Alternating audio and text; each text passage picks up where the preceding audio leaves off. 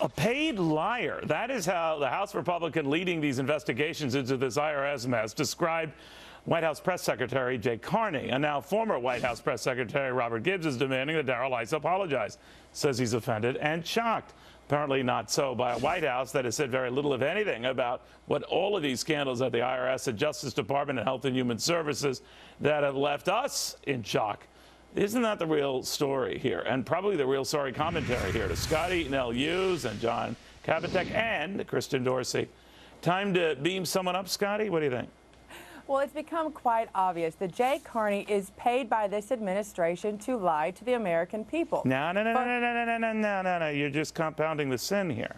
Now, lie is a strong word. We don't know what really the administration knew and when it knew it. But hold on, let's look at this. We've got three direct lies that have happened. First, the IRS. Jay Carney lied on behalf of the Department of Treasury, saying that the IRS scandal just started and ended with those in Cincinnati. Truth is, it obviously goes much higher. A Lois Lerner wouldn't have taken Could you argue that he was just ignorant of that, didn't know that? Well, then we need to have some better communication going on. But you know what, fine, if that was just on its own. But now we've got lie number two, that he was paid by the State Department, that the Benghazi talking points were never edited. When the truth is, it's obvious that these were repainted by the people to make sure that everything looked quite better than what the truth actually was. All right, then you got lie number three, that he was paid by the Department of Justice, that Eric Holder never knew anything about journalists being targeted, when the truth was, Holder signed off on the warrant to target James Rosen himself.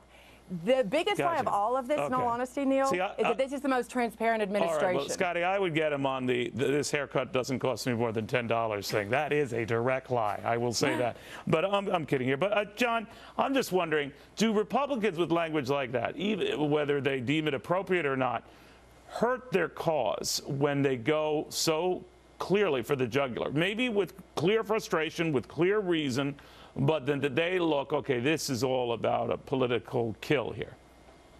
Yeah, well, there's no question, Neil. I mean, you know, people are so frustrated and they lack so much trust in government to begin with.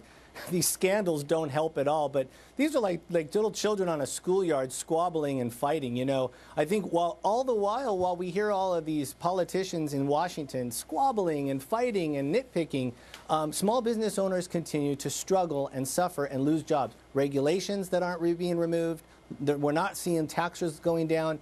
All we're seeing are these fights and these little squabbles when we should be seeing Washington stop doing the bad stuff, and frankly, we should stop these scandals. And these scandals just don't help with the trust that we're trying to hopefully restore someday on Main Street. It's just crazy. Christian, then let me flip it around. Do you think when a former top administration officials in the name of Robert Gibbs says that Darrell Issa should apologize, he reawakens folks to the need, well, maybe anyone in the administration should apologize for foisting these scandals on us, whether with their deliberate imprint or not?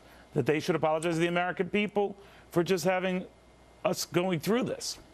Yeah, but remember, Neil, part of the reason these are scandals in the first place is because Darrell Issa has told us before the evidence demonstrates it that these are scandals. And when repeatedly I think we're past that, but Christian, we're past the point where what the IRS was and doing and expanding to some 90 agents. No, but the scandalous part, Neil, is whether or not this comes from, but this is whether or not it comes from the White House. That's the scandalous part of it. And Darrell Issa has alleged that this is an agency that reports to the Treasury, that reports to the White House. Now, you're right. Neil, wait, listen, I'm just saying.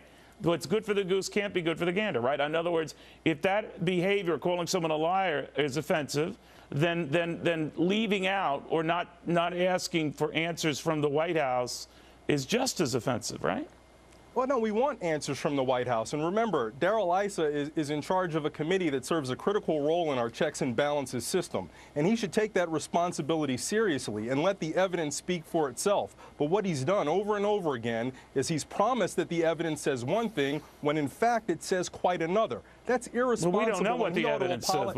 All we know is that it just mushrooms. So, Scottie, I think to that point, can we just stop the name calling and just get back to evidence that, to your point, Scottie, does seem to implicate certainly more individuals than we know? Whether it goes all the way up to the White House, I have no idea. But I will say this, that we are getting shifting stories, and shouldn't that be the focus of Republicans, not to start calling people names? But, you know, here's the deal. We're not talking about a scandal like Bill Clinton and Monica Lewinsky doesn't affect the American people. These are more than just scandals. These are absolute infringements on people's rights. And people have lost their lives, as in the case of Benghazi. So whether you're talking about the First Amendment and the freedom of the press, which was infringed by a lie told by Carney and Eric Holder, whether you're talking about Lois Lerner, a targeting and using of people's money and the economy, all three of these scandals are more than just in there meets their eye, things that need to be on a soap opera. These are people actually being targeted and lives being infringed and rights being infringed. I wish I could just try to get back to something else here, but I do want to get you all back. In the meantime, Scottie, I'm going to go ahead and put you on a maybe on this administration. I'm going to put you down for that. When we come back,